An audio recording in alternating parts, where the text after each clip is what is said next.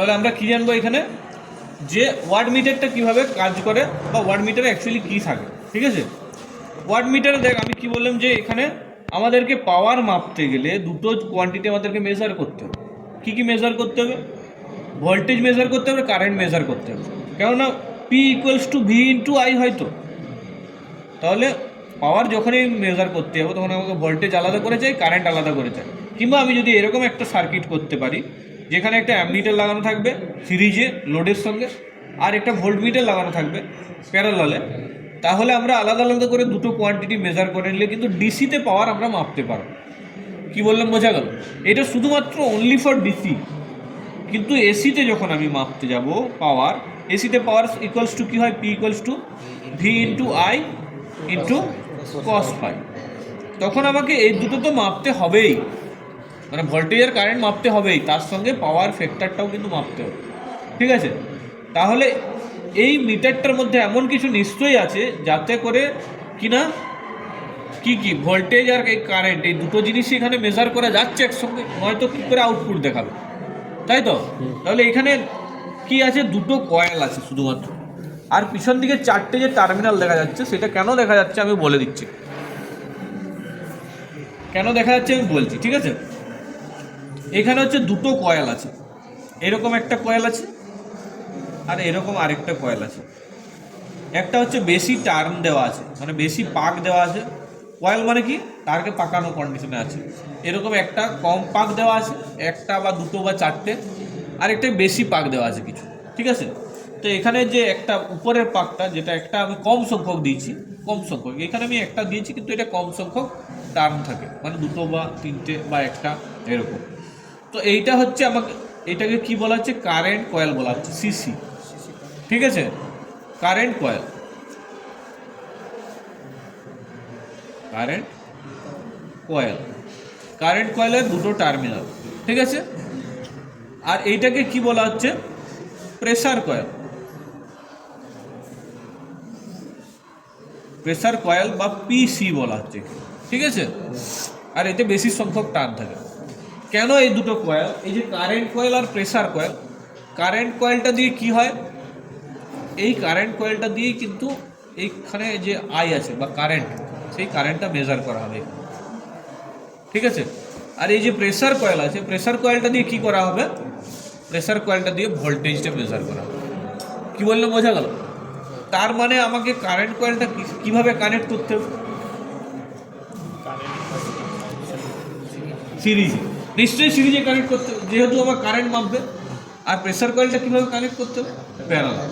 এটা তো বুঝতেই পারছিস। তাহলে সেইভাবে কানেকশানটা এখানে করা থাকে। এবার এইখানে যে টার্মিনালগুলো সেগুলো আমি বলে দিচ্ছি। এখানে এম,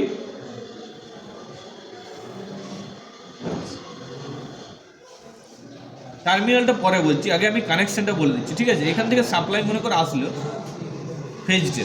ঠিক আছে, ফেজ আসছে, এবার লোডে যাচ্ছে। আমি এখানে একটা বাল্ব কানেক্ট করছি, একটা বাল্ব কানেক্ট করলাম। ঠিক আছে, বাল্ব কানেক্ট করার পর নিউট্রাল এইদিকে ঘুরে আসবে, তো এখানে নিউট্রাল ঘুরে আসছে, ধরুন নিউট্রালটা এখানে রিটার্ন আসলো। ঠিক আছে, এটা হচ্ছে আমার কারেন্ট কয়েল। এর সঙ্গে কীভাবে কানেক্টেড থাকে? এর সঙ্গে এইটা কানেক্টেড থাকে। দেখ এখানে আমি অ্যাম্পিয়ারটা কীভাবে কানেক্ট করেছি? সিরিজে লাগিয়েছি। ভোল্টমিটারটা কীভাবে? প্যারালাল।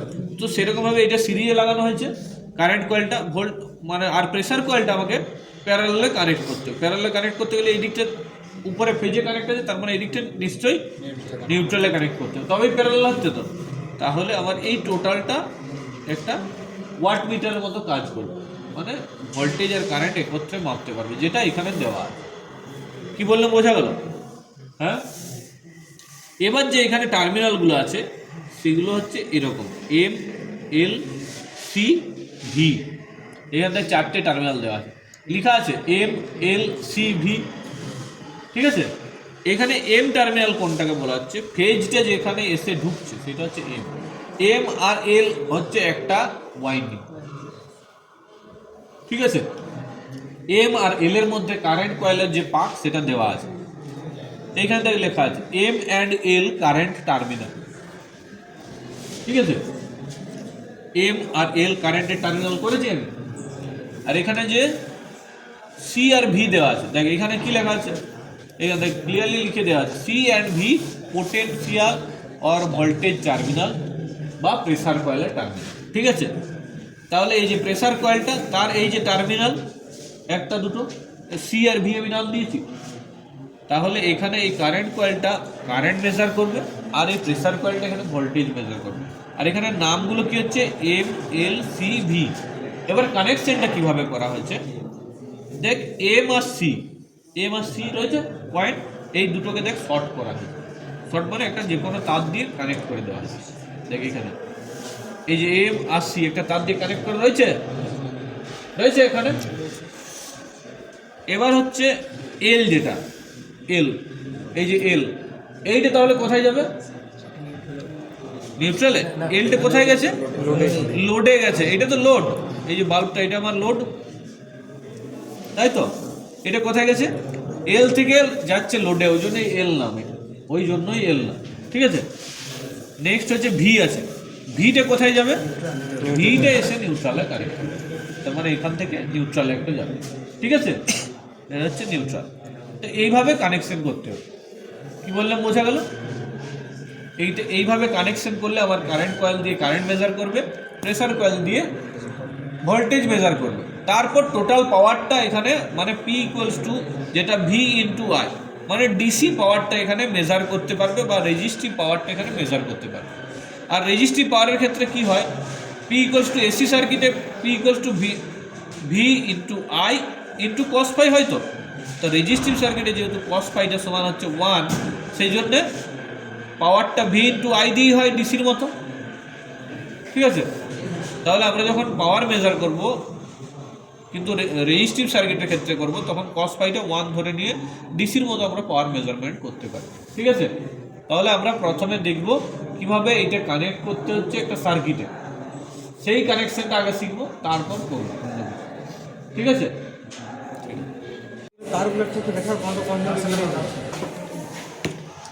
আচ্ছা তাহলে আমরা এখানে কি করব, পাওয়ার মেজারমেন্ট করব। তো যে কোনো একটা সার্কিটের এখানে যেহেতু রেজিস্টিভ সার্কিট, তার মানে আমার ডিসি সার্কিটের মতোই বিহেভ করবে। আমি যেমনটা দেখালাম যে পি ইকুয়ালস টু কী হয়, ভি ইন্টু আই।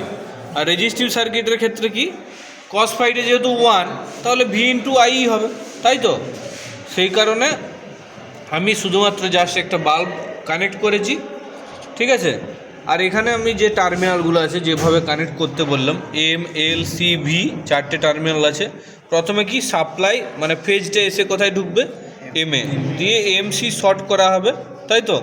এবার হচ্ছে এল থেকে বেরিয়ে কোথায় যাবে, লোডে। এই যে এল থেকে বেরিয়ে লোডে চলে গেছে, মানে বাল্বে চলে গেছে। আর কি হবে, ভি থেকে মানে বাল্বের যে আরেকটা টার্মিনাল সেটা ভিতে ফিরে আসবে বা নিউট্রাল ফিরে আসবে, সেটা নিউট্রালের সঙ্গে কানেক্ট হবে। এই যে কানেকশান, ঠিক আছে। এবার এই কানেকশানটা আমি সাপ্লাই দিলেই কিন্তু এখানে আমার একটা রিডিং পাওয়া যাবে। ঠিক আছে, তাহলে আমি সাপ্লাই দিয়ে দেখব কি হচ্ছে।